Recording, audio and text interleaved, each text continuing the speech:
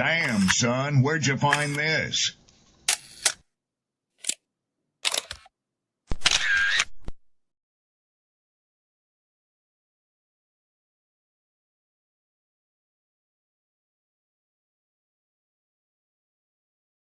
Who taught you to hate the texture of your hair? Who taught you to hate the color of your skin to such extent that you bleach to get like the white man? Who taught you to hate the shape of your nose and the shape of your lips? Who taught you to hate yourself from the top of your head to the soles of your feet? I love people as I meet them one by one. People are just wonderful as individuals. You see the whole... My great aspiration, my greatest ambition is to be so good. Now, in that way, I'm tiresome, as I suppose, to live with, because I want to be a fantastic human being. I am the greatest. We're not disputing that, Cassius, but how does Sonny Liston feel about it? He can't feel but one way, and let's take everything I say and like it. Because February the 25th, I'm going to take back my job. I'm the champ. He's no champ. He's a tramp. When you see men fall, don't laugh. Learn. Learn. Because you're on your way up. And the things that tempt people to fall, you and I are not free from that temptation.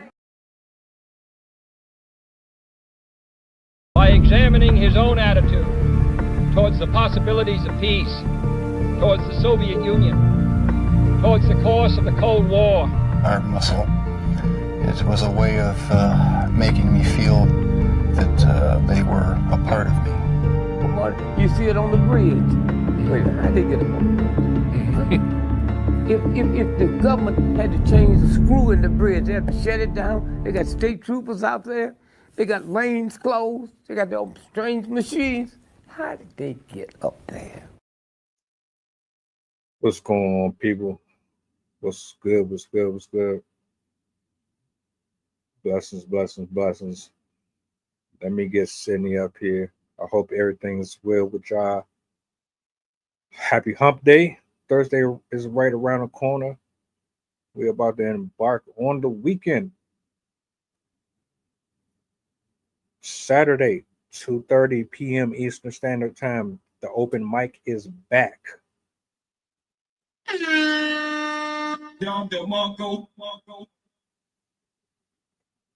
I miss doing these. We're going to have us a good time.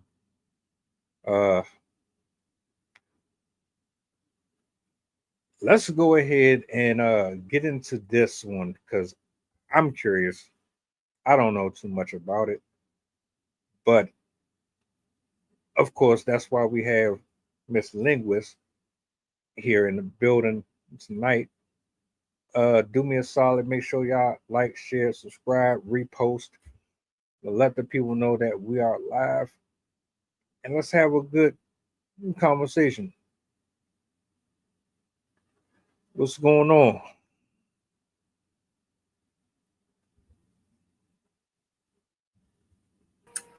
Hello. I almost forgot the mute or the volume button. Doing pretty good. I just watched a horror movie with my husband, which was really freaky. I'm not gonna lie, that one was a good one. I think it was called Mother, and it was this woman gets an Airbnb, and she doesn't realize it until later in the show, but it's like in the worst part of Detroit you could possibly stay in, and all the houses were just like burned out and everything. But like the premise was there was this man living in that house, and he had taken somebody captive, and they bred over the years. Oh. And that was the abomination. Yeah. That thing, oh my god. That was so freaky. And then the baby bottle was the traumatizing part. I was like, oh my god, no. Yeah, that one was I recommend for anyone that likes horror movies. If you don't like horror movies, I don't recommend it. I meant to do a review on that. I watched that like maybe 3 weeks ago or something. And my man, Derek, the man who played Derry in Jeepers Creepers, he always does his thing in horror movies. Dustin, it's Dustin or Justin Long. Justin Long, that's his name. He always does good in horror movies. I didn't like the ending. I ain't gonna lie. I mean, I feel bad for the first guy. Yeah. I don't feel bad for the second guy. I am mad at some other decisions, though. I did think they could have made some better decisions. And my husband and I were joking, like, we were like, we would not have gone in that room. And then we're like, we wouldn't have even gone the Airbnb. We just wouldn't have been there. As soon as I seen what the neighborhood looked like, I would have researched it before we even went there in person. I would have already all right, Google Map it. I'm going to look at what's around here. I'm going to look at the reviews. I'm going to look at what people say, because these days you never know. Especially I've been in a whole bunch of different cities in California that have some rough areas. I've been to San Francisco, in the area you don't want to, it smells like pee. I have been to San Jose, in an area where people get shot a lot. I've been to but I wouldn't have ended up in the house. Good movie. Yeah. I recommend it. Now my preference is different, but that's only because I'm picky like that, especially with horror movies. Mm-hmm. But yeah. So, talk to me.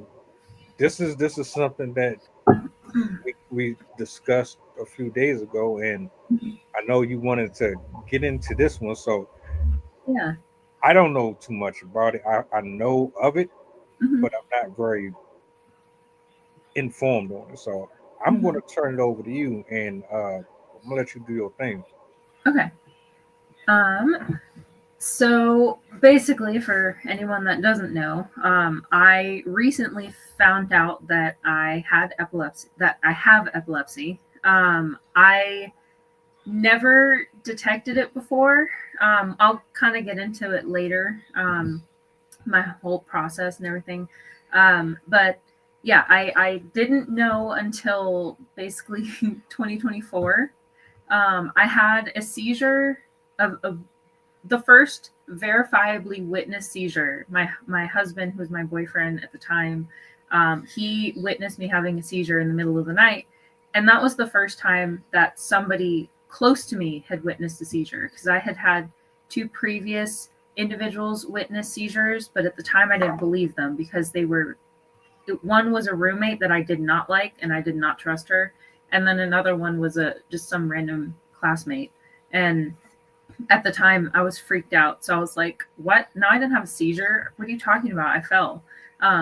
But it wasn't detected until in 2024, my son was in the hospital for something else, just a minor procedure. And I had a seizure in front of 30 doctors in the middle of the cafeteria. So it was witnessed by a whole bunch of professionals that were able to be like, yep, that's definitely what that was. And I was able to get imaging and all sorts of stuff right as that happened. And so they basically found that I have epilepsy in my temporal lobe. I, based on my own research, suspect that it's my right side, because I'll get into it. You have one on each side, but each side is responsible for slightly different things. So they're both responsible for the same general thing. Your temporal lobes are responsible for your emotions, processing your senses in relation, your body to the environment. emotions and emotion processing, and fear and anxiety, like your ability to recognize, speaking of the horror movie, recognize situations that may or may not be dangerous. Um, so your temporal lobe is really important for basically your response to your environment. And it's very common to have epilepsy in that region. I think it's like 30% of cases. And so, yeah, that's the one that I have in particular. But some people have different types. Epilepsy can be caused by a brain injury. It can be caused by a lesion, which I don't quite know exactly how to define a lesion, but I know it's like an injury that develops on your brain either because of a bacterial infection or some other methods. Seizures can also be caused by like a stroke, blood clot type, like stuff like that. But it's most typically because there has been some sort of damage to that area, or it had formed badly to begin with. In my case, I'm guessing I was born with it because I have memories of strange episodes that I'm now identifying as potential seizures, as far back as like 3 years old. So I suspect that I've probably always had this, but I will probably find out more as I get more imaging. On Wednesday, basically last week, in the morning, I ended up having 3 seizures in a row.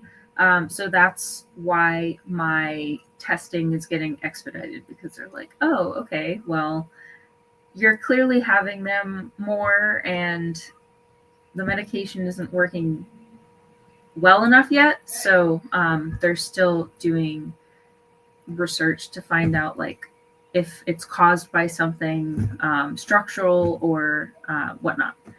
So, yeah. That's a lot.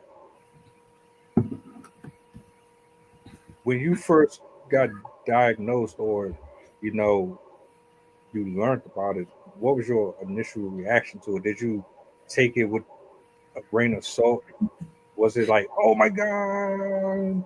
In 2019, that was when I first had the seizure that my husband witnessed. And I didn't believe him. I was like, what? I did not have a seizure. It was a nightmare or whatever. Like, I didn't have a seizure. And I was also very bitter because I lost my license.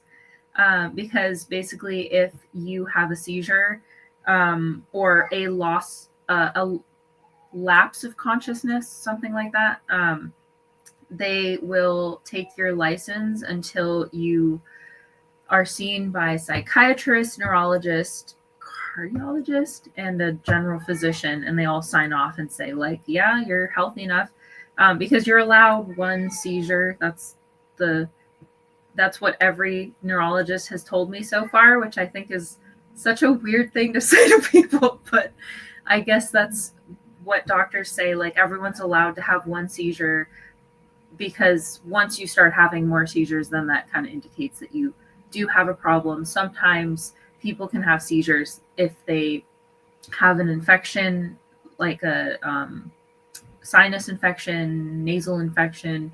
Stuff in the head can cause seizures, and it just be like a one-off thing, and then you never have one ever again. But that is obviously not the case for me. I ended up getting all of the stuff signed off. I think I got my license back within like 6 months. It took longer for me because I am a bit lazy and disorganized, so I can sometimes take a while to get things done. Yay, ADHD. So I didn't really I did not take it seriously at all. They gave me the medication as a precaution, and I didn't take it. At that time I was like, like in my mind I was picturing like 911 or House or whatever when they show them having those like super violent crazy, and I was like, that I've never had that. I had no memory of it, even though I wouldn't. But that was my thinking at the time. So when I had the one in 2024, that one was the moment for me, I guess, when it finally clicked, because partially it was undeniable, but then the symptoms started to fall into place. I started to actually investigate.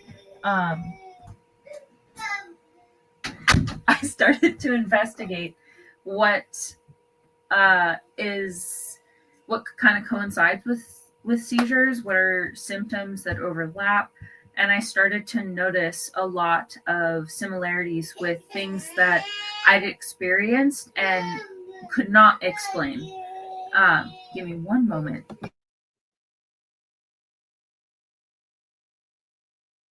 This has been brought to you by Dasani and Deer Park Water.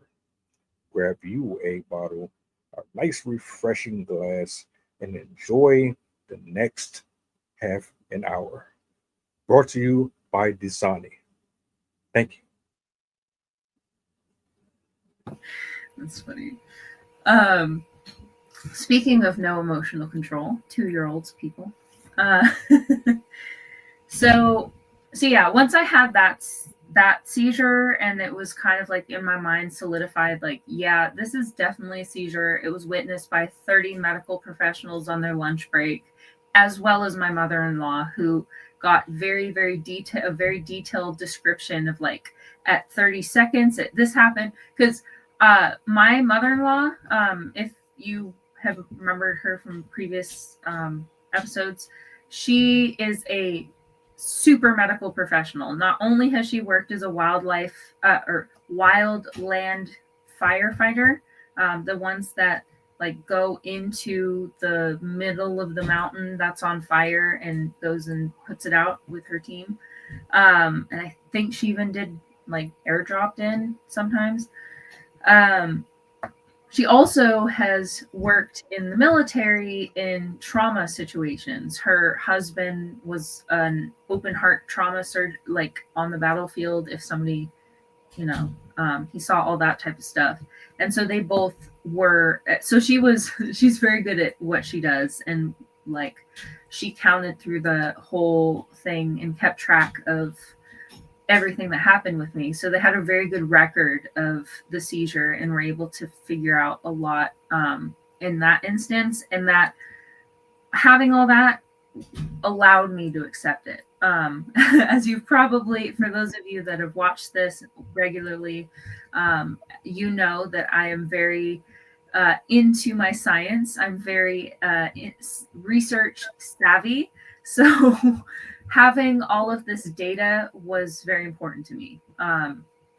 And over this past year, it's made me more alert and to the signs. And also, I've done a lot of reflecting on my life to see what types of symptoms I can pick up from the past. And I've identified a number of seizures that I think I've had. There was one time when I was 6, that was the original one that somebody said they witnessed, but she was 9 and I was like 6 or 7. And it was one of those, like, you hold the handle and you jump and there's like ball bearings in it. So you like slide across on the playground. But she pushed me. And so I went really fast and I hit the end and I like flew off.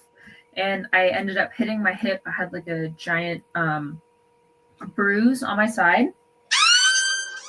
But I blamed her for it. I was like, you pushed me. It was your fault. And so she said that I had had a seizure, but I didn't believe her because I was like, well, you pushed me. So, I mean, irrational little 7-year-old.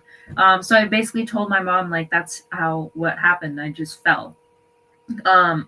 So ignored it. When I was in middle school at some point, probably between 6th grade and 8th grade, most likely in 6th grade, I had an episode at school where I was sitting at my desk and all of a sudden, like, all of the fluid just drained from my face. It felt like my skin just like dried out and my heart rate was like it was in my head. Like it felt like it was pulsing. You could hear the whooshing in my head. And I just felt like I'm going to pass out. Like I need to go. And my vision was like very overexposed. It's as if somebody had like shined really bright lights in my face and I couldn't see. And then my ears started ringing. And I was still hearing that whooshing sound. And I just felt like super, super weak. So I like went to the bathroom and I was just sitting there for a while. And it took, I'd say, at least 5 minutes up to 15 minutes for me to like come back into like, okay, I'm normal enough to like go back inside. But I was still like really shaky and freaked out. Like I was very anxious. It was also a very emotional event. I was panicking because I'm like, what is happening right now? Like, I mean, at the time as a little kid, I was like, am I dying? Like, am I having a heart attack? Are my lungs like collapsing? I was very obsessed with like doctor shows around that time. So that probably didn't help. But yeah, and at the time, I think I said that it was a panic attack or shock or something. Then when I was, I would have these episodes sporadically every now and then where like my vision would get really bright all of a sudden and I would have that whooshing in my head and all of those things. And it would just be shorter. Like that one I remember was a lot longer, but I have had many of those, but they were just brief, a couple seconds. But then when I was 15 or 16, I was at a nail salon and I had a cut, like whenever you get like that little bit of skin just like tear off, and so you have that tiny little cut inlet at the edge of your fingertip. I had one of those and they were doing my nails and got the acetone in that cut. And that pain, I don't know if that was just my reaction to the pain, but it felt the same way as those seizures. So even though I don't have confirmation that all of these were seizure events, they all have the same thread, the same symptoms, the same progression, the same length of time. I remember at that time they freaked out because I was getting my nails done and she did that and as I said, like my vision just like went and I couldn't hear anything and I just like dropped my head on the table and she was like, ma'am, are you okay? She couldn't speak very good English. So she was like struggling to like, do you need hospital? Like I felt so bad for her. But apparently I'd lost consciousness for a couple minutes. And at the time I was just like, it was the pain. I went into shock. Like that's how I explained it at the time. I went into shock. But very likely that was what's called an absent seizure, where enough of my brain was overloaded that I just like lost consciousness. Because there's a couple different types. There are myoclonic seizures, which are like really, really minute muscle type twitches. It's very similar to like if you ever get the eye twitch underneath your eyelid, but it'll happen like in your hand or in your arm or your leg, your foot, and it's a very like rhythmic kind of feeling. And then there's also absent seizures where, like, basically you tune out. You're gone for a couple seconds, up to like 30 seconds. You might not be responsive. And then oftentimes you would be doing something unconscious, like you might be like picking at your clothes or like picking at your face. It's very small rhythmic motions. So, and then there's seizures that are only like part of the brain that cause you to like tense up, seize up, but you don't lose consciousness. Those are partial seizures.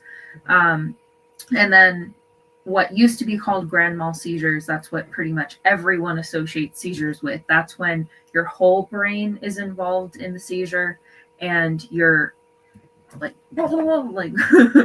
whatever you do, like everyone has different types of seizures. Some people like seize up this way, some people like seize up this way, some people like, and it varies per seizure as well, like and it can also change throughout the seizure. So it's a very case by case basis. It's hard to say exactly what it'll look like every time because you never will know. Every seizure is going to be different. But you can kind of predict the same types of things. One of the best ways you can detect if somebody is having a seizure, especially the more severe kinds, is if they're not responsive to you. And in general, if they're not responsive to you, and they're showing those other signs, they're very likely having a seizure, because if you are, it's very hard to respond because your senses are being overwhelmed depending on what type of area is being affected. The area that I am very likely affected is my right temporal lobe, which is responsible for, let me grab I have it all written down. Or actually, let me do this first. I let me think. No, I'll let you talk first. I don't know where I want to go next. My brother used to have seizures, but I don't know if it was really that.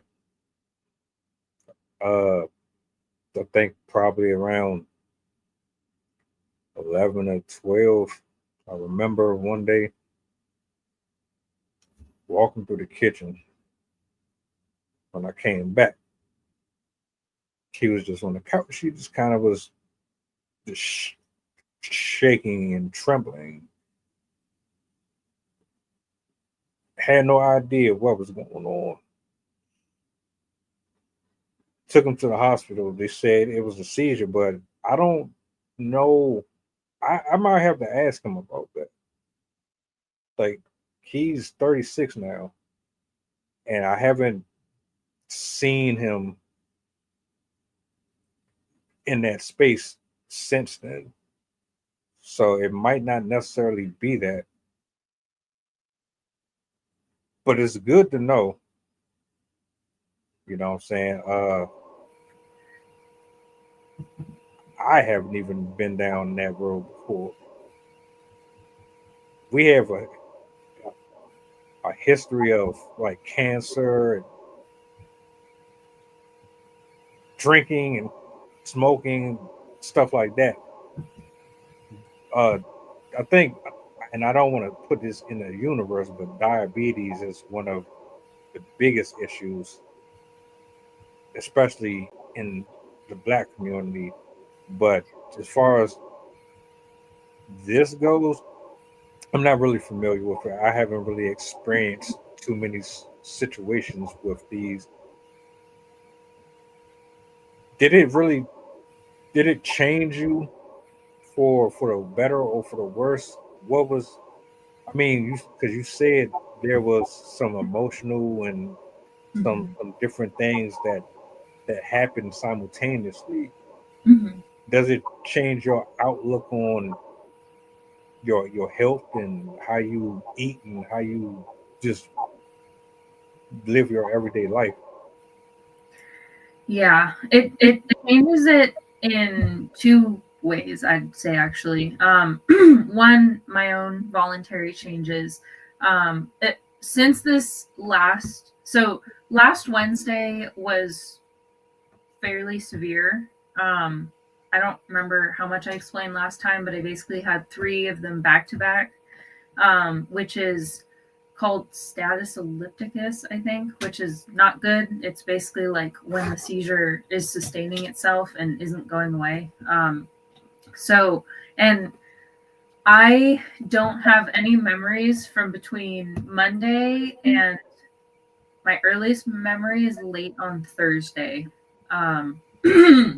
But overall, I lost a lot of time. And then I noticed that it also had an effect on me afterwards as well. I noticed this last one has affected my speech. It's affected my word recall and also my even like the way my mouth talks. It feels like I slur my speech now because of ever since this happened. I've also noticed that, and this all makes sense given the area of the brain that it's in, because the right temporal lobe is very heavily for your smell. Let me pull up the full list.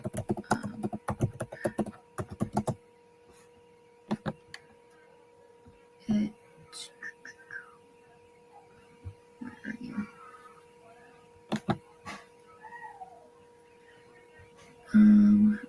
It affects your emotional control, your ability to regulate the emotions that you experience, and it also can impact your what is it? What's the word? Oh my god! This is a word that's hard to spell. Oh, here it is. Okay. So temporal lobe is responsible for nonverbal memory, your spatial relationships. So basically like how your body understands its environment. If you have poor spatial, like people with ADHD have really poor spatial relationships. So that's why they always like run into things, because they're not aware where their body is in their space. And so they like hit their hands on stuff. I also have more difficulty recognizing faces and objects. Like, for example, and these are because since the seizures are in that location, every time you have a seizure, it causes a little bit more damage. So that's why it is causing these impacts. It also, so like if I'm watching a movie and I see somebody, I can recognize that I've seen them before, and I can recognize that I've seen them in a movie or a video game or whatever. Like I can identify that it was from something, but I can't put those together unless I look it up or on my own.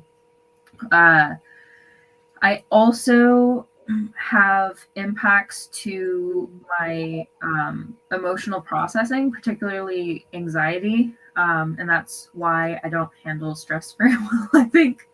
And then it also is responsible for language processing, complex memory, like recall, and semantic information. So that's like detail information. So if I remember my bank information or my home address or stuff like that, my visual memory's on the left side. So that one's pretty good. That's why I'm so good at remembering.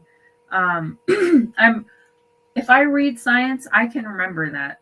If I am trying to learn about my mother and her details and information and stuff, that's not going to be recorded. I have to write that down. So it definitely has impacts, and it's interesting because now that I'm in the perspective of knowing that I have this issue, I'm able to kind of now see how those impacts have happened over time. Because I used to think it was because of like hormones or bipolar disorder. Because before, I should have explained this at the beginning, but before you have a seizure, you'll have minor seizures in the buildup. They're called auras. For a lot of people, it could be like a strange sense of a strange smell that's coming from somewhere that you can't identify, or like a weird noise that you keep hearing, or and any sort of like sensory feelings. Like sometimes it can feel like you have ants running in your skin, or you might feel like you get suddenly cold or suddenly hot. As I said, every seizure is different, so you will get different ones, different times. Some people get certain ones in particular. Some people get like random ones. I tend to get similar ones. I get the ants under the skin. The weirdest one for me is, so it's called jamais vu, where it's similar to deja vu, where like you feel like you've been somewhere before, but instead of that, you feel like you feel like you've been in the moment before, like the particular time that in that moment that you have already gone through that before.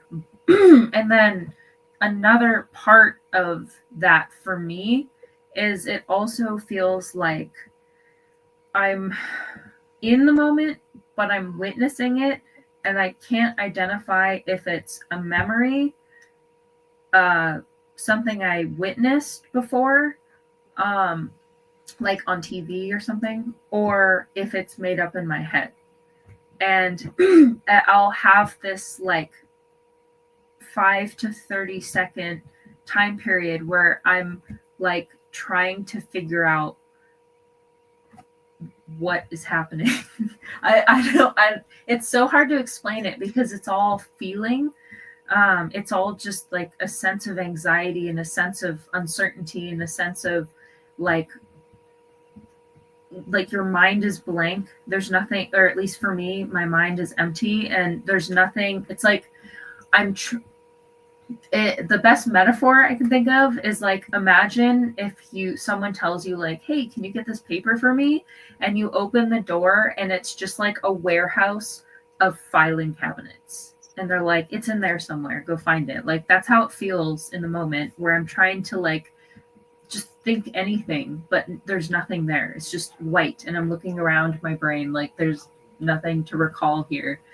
And then it'll go away. And it's usually paired with physiological symptoms as well, like heart racing or sweating or feeling like you can't breathe. And that's before. During is, it depends if you pass out or not. If you pass out, obviously you're not going to remember it, but if you pass out, it's very likely going to involve all sorts of body movements. And then post seizure, that's the part that I'm dealing with now.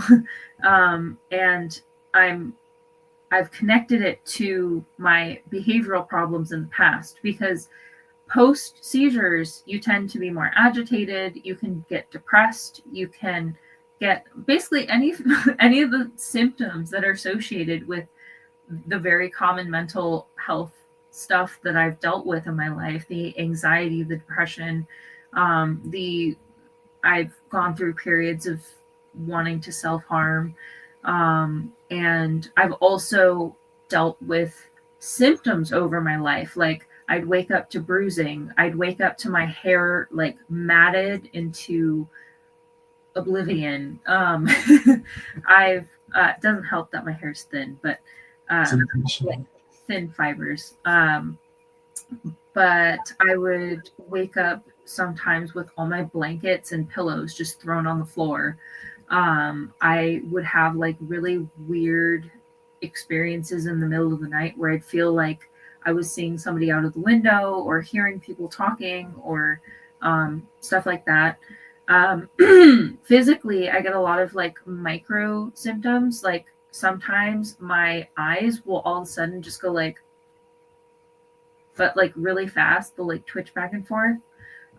Sometimes my eyes will just like all of a sudden roll back, or like my eyes will, my eyelids will like flutter really fast. Sometimes I'll get like a tremor in my arm that kind of goes like that. I've gotten one under my eye. Another thing that I think is linked to seizures, I haven't gotten proof of it yet, or confirmation, but just from my reading, migraines can be caused by these episodes. And I used to get a migraine like right behind my eye, like right here. And that's exactly where your temporal lobe is. So I was like, I wonder if that's what that was. Because I find that very coincidental that it just happened to be that exact side in that location, which is where the lobe is. And if it was having a seizure episode, it would hurt because it's like seizing. So I just thought that one was kind of interesting, like how I get to look back on my life and connect it to all these things that I hadn't picked up before. Like I also have a history with TMJ, which is where you like clench your jaws, as well as teeth grinding. Throughout even through like high school and college, I would also have an issue with like TMI, sorry, occasional bedwetting, which is also associated with epilepsy, because when you have a seizure, you lose all control of your muscles. And when that happens, you're going to release whatever is in your body at the time. So it can cause you to throw up. It can cause you to do other things. So I have had that happen in my past as well. So all of these are adding up to make sense now. And so in one sense, it is very relieving. It's also kind of exciting because I feel I have a nice psych degree. I feel like I'm my own experiment. I get to investigate myself. I get to look at my own symptoms and do my own research and investigate, like, all right, what does this area do? Okay, this, I get to like pick up on my smaller symptoms just to kind of see what the effects are. And it sucks that I have these impacts, but it's also kind of interesting experiencing the brain damage because I get to explore that in a way. I get to understand how my mind works and how the brain works more. So it is a cool experience from a scientist perspective. And the one nice thing that I jokingly say to people is, at least I don't have to remember what happens. But it does suck for everyone that has to be around me, that has to witness that and deal with it. But yeah, it is a really interesting experience to go through, and to see how many different things can be affected by just one single condition. It is interesting. Everybody physically goes through something, man, that changes their personality. I mean, just everything in general. You run it. I had to check my mic to make sure I wasn't on mute. But yeah. Now, for real, I don't know what your headspace has to be in. I've been lightheaded before. I've been dizzy before. I've passed out before. I've had those spells where I could barely stand up. I've had days where I'd be looking at something and stuff would get blurry. And this is why going to the doctors and getting physicals and getting checked out is important.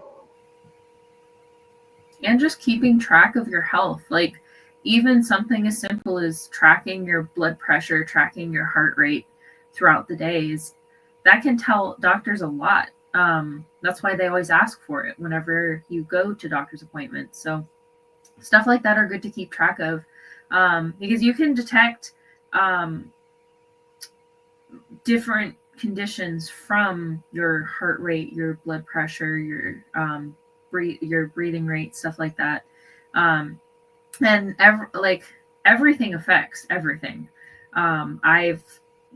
This is partially my interest because I'm quite unhappy with how the medical industry can be. People don't have the knowledge to, I mean, a lot of people do now thanks to the internet, but we don't have, a lot of people don't have the skill to understand it from a professional standpoint.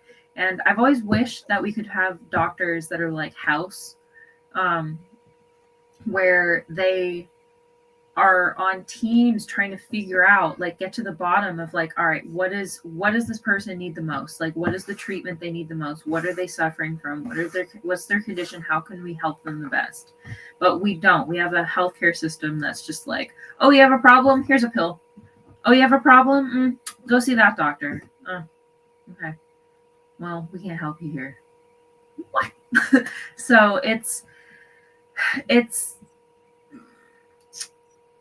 important that we learn to vouch for ourselves, that we learn to track these things for ourselves, and also involve our family. I think that's another thing that people kind of neglect with their healthcare journey, is they don't involve their children and their parents and their friends to also kind of help you stay on track, because staying healthy is a community effort. It relies on the foods that you're demanding, the care that you're demanding, the accessibility to, like, outdoor places that you can exercise. So it's important that we vouch for our health.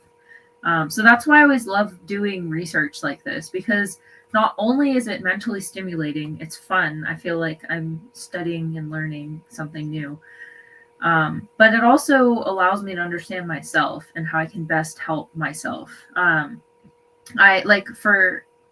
now that I know that I have this, I've been looking at what can cause seizures, and because people can have different method, like sometimes it can be flashing lights, but it can also be other things. For me, at least what I think, my triggers are pain,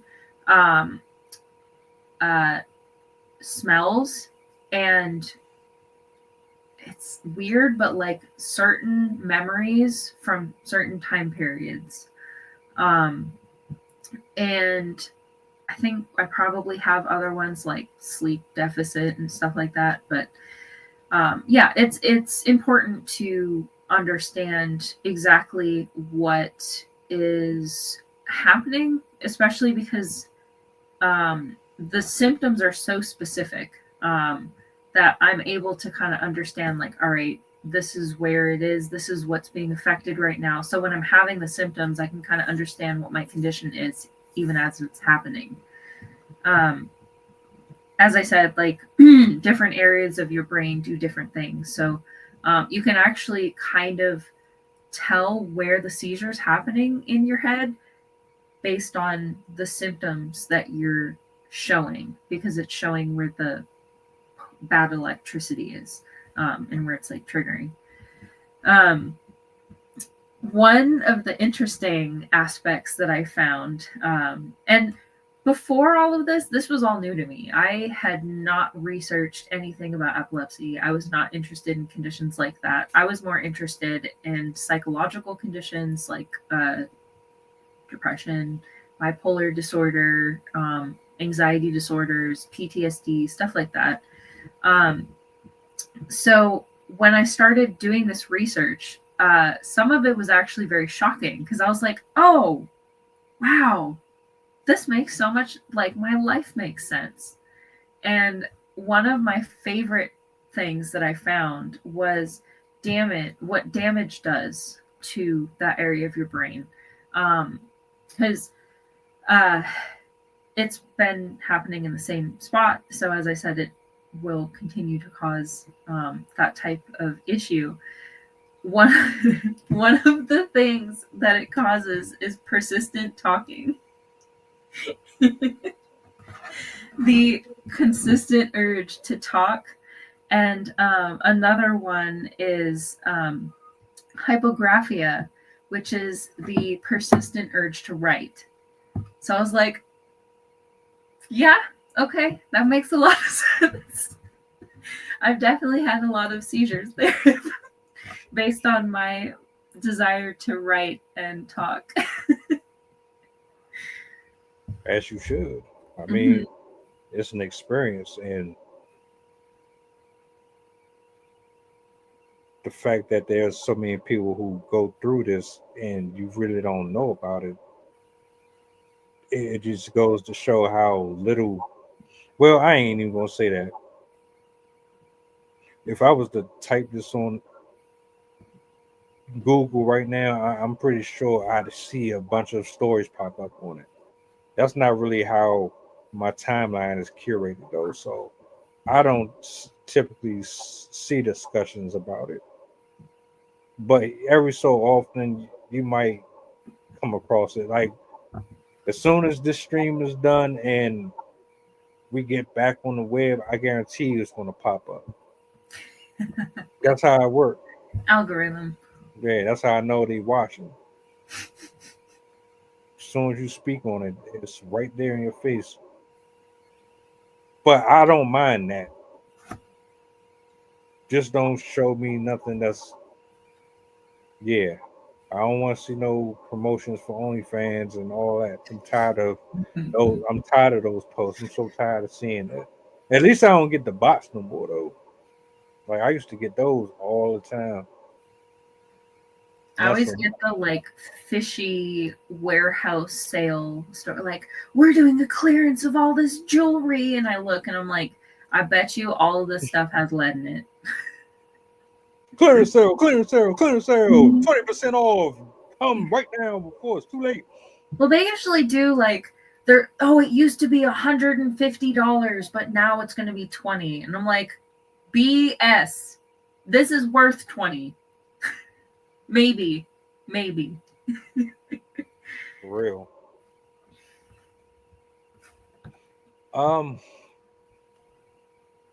What do you say to somebody that has the same or similar experiences, or maybe they are brand new to the discovery that they might be diagnosed with it? I think the first thing is I would definitely commiserate with them, let them know that they're not alone, and there's a lot of people that have epilepsy. It's one of those conditions that's just not, like, everyone's focused on. I mean, even you kind of said at the beginning of the stream, like, everyone thinks about heart disease and diabetes and obesity and like HIV and AIDS and COVID and flu. People care about most of those things more than they ever even think to come to epilepsy or a lot of structural brain problems. There's not really very much public outreach about brain trauma, I've noticed. There's stuff about stroke, but yeah, they don't really seem to put a lot of public interest out there, if that's the best word.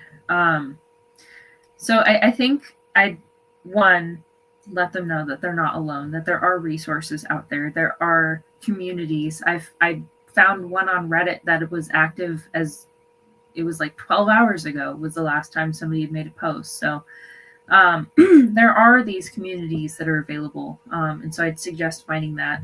also, I would heavily suggest keeping track of everything that they go through.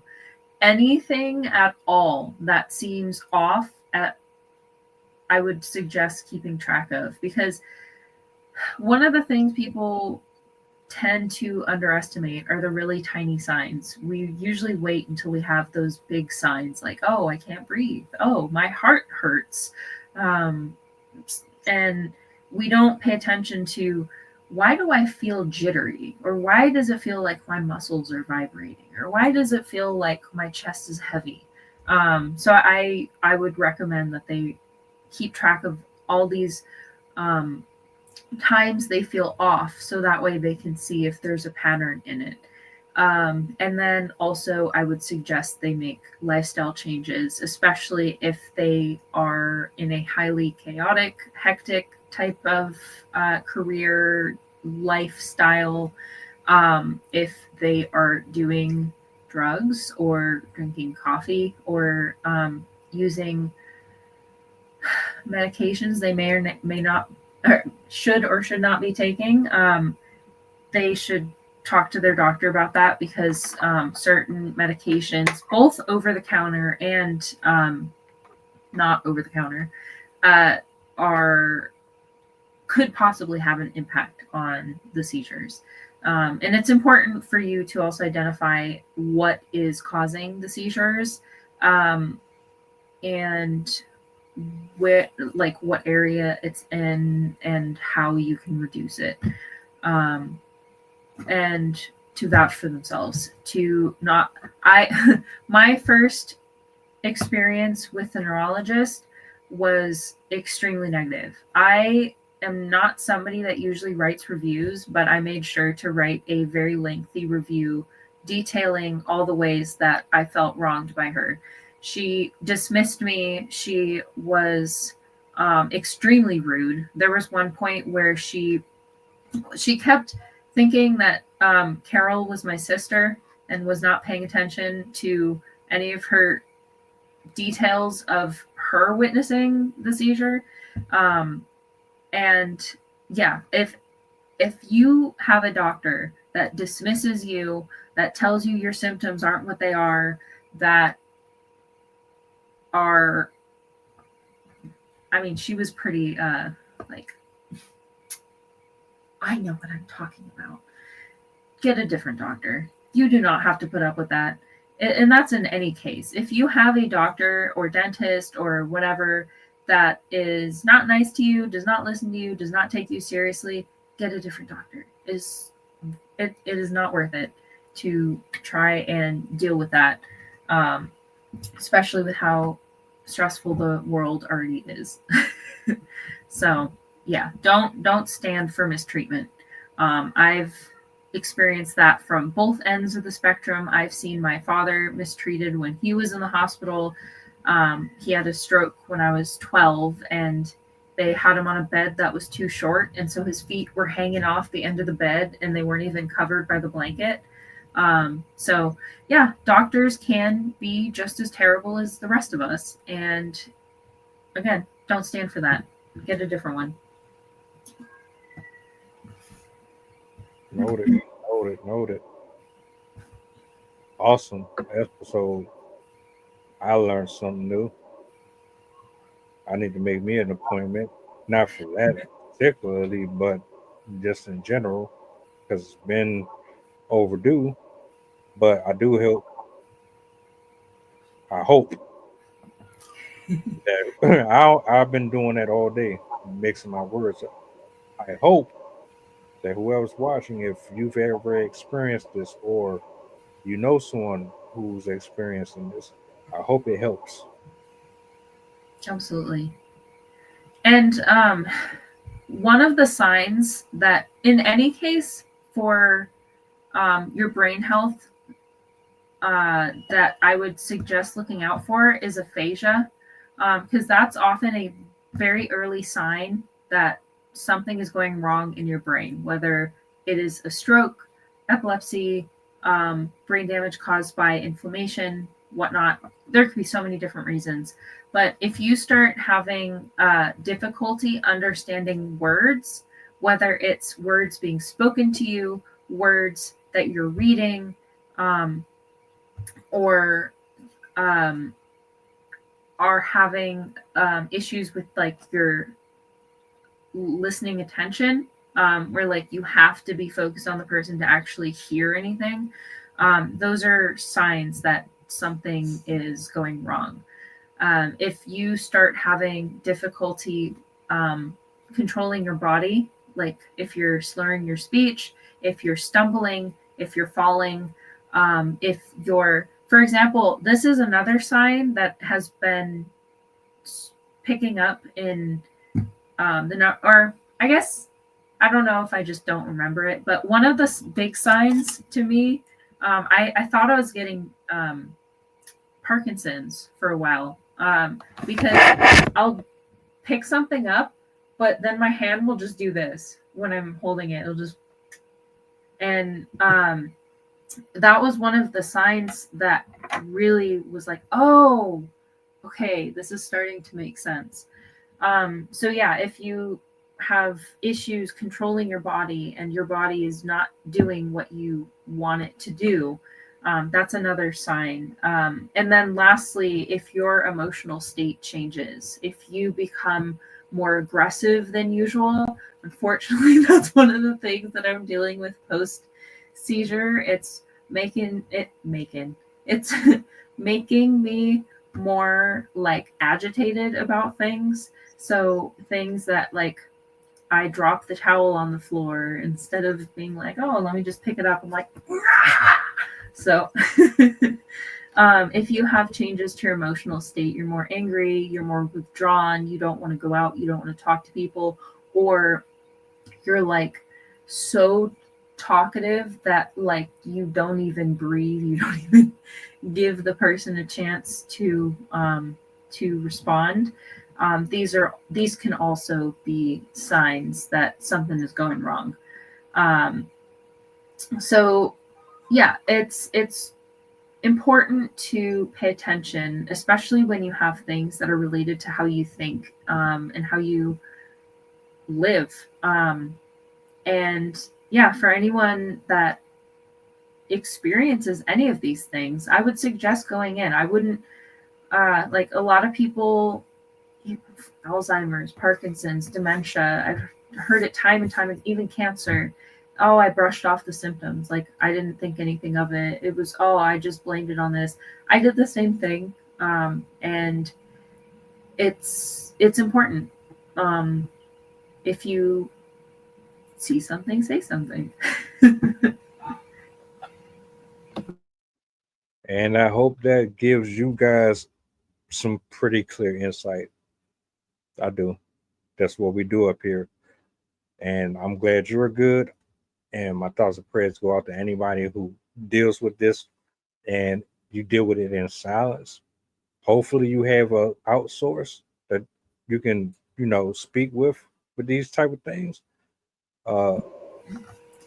Ironically, my husband's best friend also has epilepsy, and he's dealt with it his whole life. Because his was caused by in utero exposure to things. And so I've been able to talk to him a lot about what I've been going through, and it's been really helpful, especially because one, you can corroborate your signs and symptoms and stuff and be like, all right, that's what that was. Like, that makes sense. Because the pairs of symptoms, you can be like, all right, that was a seizure episode. That was a seizure episode. And then it's also just like, it makes you feel good to know that you're not alone in that there is someone else that actually understands what you're going through. Because going through this, clearly from this episode, I want to talk about it because it's on my mind. I'm thinking about it all the time. I'm putting all these things together. It's like a puzzle, trying to identify everything so I can kind of hand it over to my neurologist and be like, here you go. Here's everything I'm dealing with and everything, so they can best understand what to do next. And so, yeah, it's really nice being able to have somebody else there that knows exactly what it's like. And his are way worse than mine, more frequent. Like he has a dog and everything. He can't, like, I don't get triggered by lights. I'm uncomfortable with them, but I can look at them. He can't. He can't even see certain movies. But yeah, it's nice. One random symptom that I'll throw in that I just found out today is I lost my sense of smell for like sweet things. It's weird. I have to get like really, really close to it to smell anything. But Don't yeah. don't take away my sense of smell. Please don't. I'm a picky eater, so it's a tiny bit of a blessing. I used to be that way too. I still am, but I'm not as bad as I was. Yeah. Hey, but look, man, I'm about to let you up off here. I appreciate you for sharing this information with us. Enjoy the rest of your night. And to the people, I appreciate y'all for hanging out with us again. Make sure y'all show love, support her, and everything she got doing. I know you working on these books and all that. Send my regards to the fam. I'll see you guys tomorrow morning. Same time, same place, 11 a.m. Eastern. I'll see you Friday. Exactly. Saturday, 2:30 p.m. The open mic is back. Make sure y'all lock in. All right. I'll see you guys later. Drive safe, sleep well, and God bless. Oh, one more thing before we go. What's the goddamn lunch?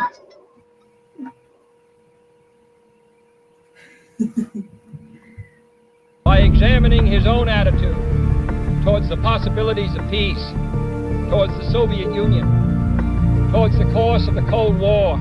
Our muscle. It was a way of making me feel that they were a part of me. You see it on the bridge. Wait, how they get it? If the government had to change the screw in the bridge, they had to shut it down. They got state troopers out there. They got lanes closed. They got their strange machines. How did they get